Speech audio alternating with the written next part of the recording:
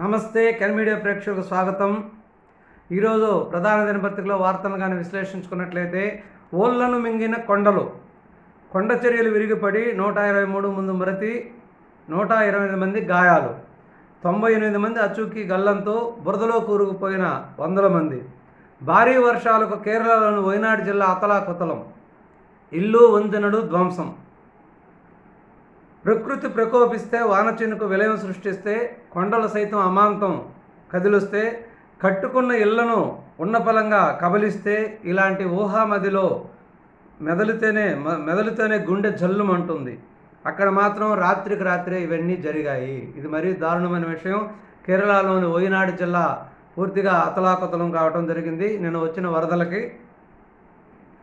ఇకపోతే అమరావతికి ఐఆర్ఆర్ కూడా చురుగ్గా పరిశీలిస్తున్న రాష్ట్ర ప్రభుత్వం విజయవాడ తూర్పు బైపాస్కి 20 కిలోమీటర్లు దూరంగా అలైన్మెంట్ ఉండే అవకాశం. మద్యం హాలోగ్రామ్స్ టెండర్లో కుంభకోణం, నిబంధనలకు విరుద్ధంగా కట్టబెట్టినట్టు ఫిర్యాదులు, అక్రమాలను గుర్తించిన విజిలెన్స్ కమిషన్.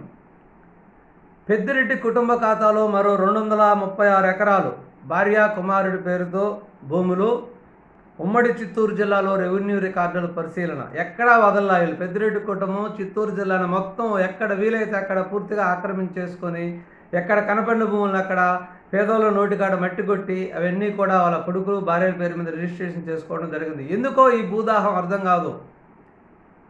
అది కాదు, ఏదైనా ఒక లిమిట్గా ఉండాలి. లిమిట్ దాటి నువ్వు సంపాదించిన అదంతా వేస్టే కదా. రేపు ఎంత నువ్వు ఎత్తుకొని వెళ్ళవు కదా.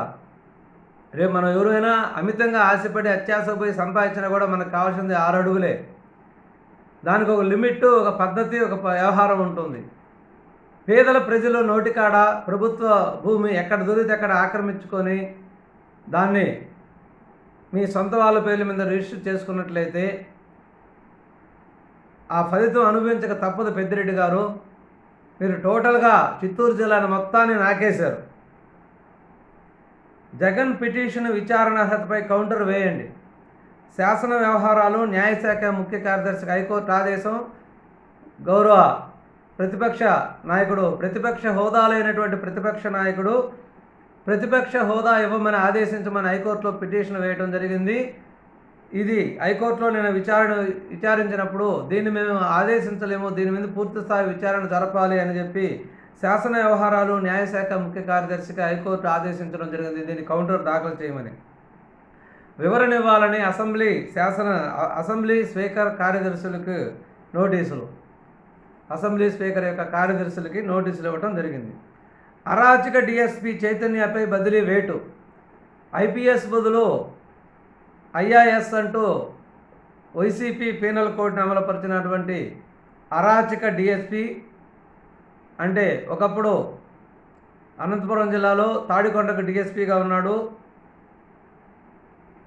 అటువంటి డిఎస్పీని పోస్టింగ్ లేకపోయినా కూడా తాడిపత్రిపోయి అరాచకాన్ని సృష్టించడం జరిగింది.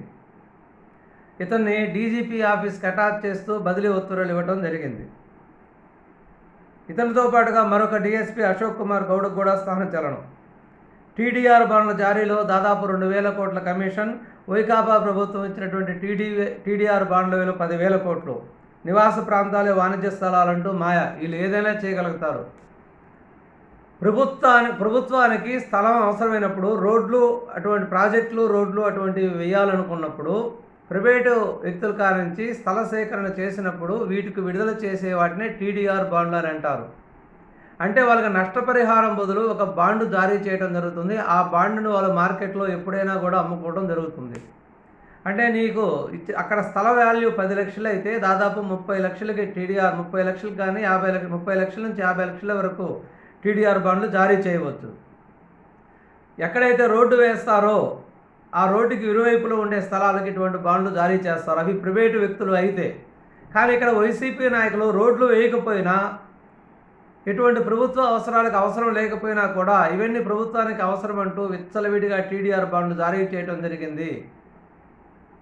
ఈ విధంగా టీడీఆర్ బాండ్లు జారీ చేసినందుకు వాళ్ళు కమిషన్ తీసుకోవడం జరిగింది. దీనికి అధికారులు కూడా పూర్తి స్థాయిగా వైసీపీకి సహకరించడం జరిగింది. ఇది చాలా భారీ కుంభకోణం. ఇది కూడా త్వరలో వెలికి తీసే అవకాశం ఉంది. గిరిబిడ్డలకు ఆరోగ్యశ్రీ ఆశ్రమ పాఠశాలలు, హాస్టళ్లలో ఏఎన్ఎంల సేవలు, ఆదివాసీ గర్భిణులకు వసతి గృహాల పునరుద్ధరణ, అరకు కాఫీని ప్రజల్లోకి తీసుకెళ్లేందుకు చర్యలు, గిరిజన సంక్షేమంపై సీఎం చంద్రబాబు కీలక నిర్ణయాలు. దళితులకు ఆర్థిక భద్రత కల్పించాలి, ఆ దిశగా కార్యక్రమాలు రూపొందించండి, అధికారులకు సీఎం చంద్రబాబు ఆదేశం. త్వరలో కానిస్టేబుల్ నియామకాలు. వైకాపా హయాంలో అర్ధంతరంగా ఆగిపోయిన వైనం నియామక ప్రక్రియ పునరుద్ధరణకు న్యాయ నిపుణుల అభిప్రాయం తీసుకోనున్న ఎన్డీఏ ప్రభుత్వం ఆగస్టు నెలాఖరులోగా షెడ్యూల్ ఖరారుకు అవకాశం. 1.30 లక్షల కోట్లతో ఓట్ ఆన్ అకౌంట్ బడ్జెట్, అంటే 1,30,000 కోట్లతో vote on account budget governor ఆమోదించాక ఆర్డినెన్స్. నిన్న 1,30,000 కోట్లతో ఓట్ ఆన్ బడ్జెట్ని తయారు చేయడం జరిగింది. దీని ఆన్లైన్లో మంత్రిమండలి ఆమోదం తీసుకొని గవర్నర్ పంపించడం జరిగింది.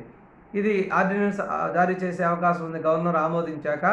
దీని మీద సాక్షి పేపర్లో ఏం చేశారంటే, ఓట్ ఆన్ అకౌంట్ బడ్జెట్ ప్రవేశపెట్టిన ఎన్డీఏ ప్రభుత్వం డొల్లతనాన్ని బయటపెట్టుకున్నది, పూర్తి స్థాయిలో బడ్జెట్ ఎందుకు ప్రవేశపెట్టలేదని రాయడం జరిగింది. ఇదంతా మీ ఘనకార్యమే, గత ప్రభుత్వ ఘనకార్యమే. ఈ ప్రభుత్వ డొల్లతనం కాదు, గత ప్రభుత్వ డొల్లతనం. ఎందుకంటే మీరు చేసిన పెంట, మీరు చేసిన విచ్చలవిడి తత్వము అర్థం చేసుకునేసరికి టైం పడుతుంది. మీరు ఏ ఆస్తులు తాకట్టు పెట్టారో, ఏ ఆస్తులను ఎక్కడి నుంచి లోన్లు తెచ్చారో, ఎక్కడి నుంచి అప్పులు తెచ్చారో, ఏ అకౌంట్లో ఎంత అమౌంట్లు ఉందో ఇంతవరకు పూర్తిగా అర్థం చేసుకునేసరికి టైం పడుతుంది. ఇప్పుడు 1.5 నెలే కదా జరిగింది, దాదాపు 2 నెలలు. వచ్చే నెల 4వ తేదీకి 2 నెలలు, 12వ తేదీకి 1.5 నెలే. ఇవన్నీ అర్థం చేసుకునేసరికి టైం పడుతుంది. కాబట్టి ఎప్పుడూ లేని విధంగా రెండోసారి ఓట్ ఆన్ అకౌంట్ బడ్జెట్ని ప్రవేశపెట్టడం జరిగింది. పొద్దున్న లేస్తే మీరు అబద్ధాలు రాయటం కానీ మీరు రాసే ప్రతి అబద్ధం మీ డొల్లతనాన్నే బయట పెడుతుంది. మీరు అబద్ధాలు రాసినందువల్ల ప్రభుత్వానికి వచ్చిన నష్టం ఏమీ లేదు. మీ నాయకుడికి మీ డొల్లతనం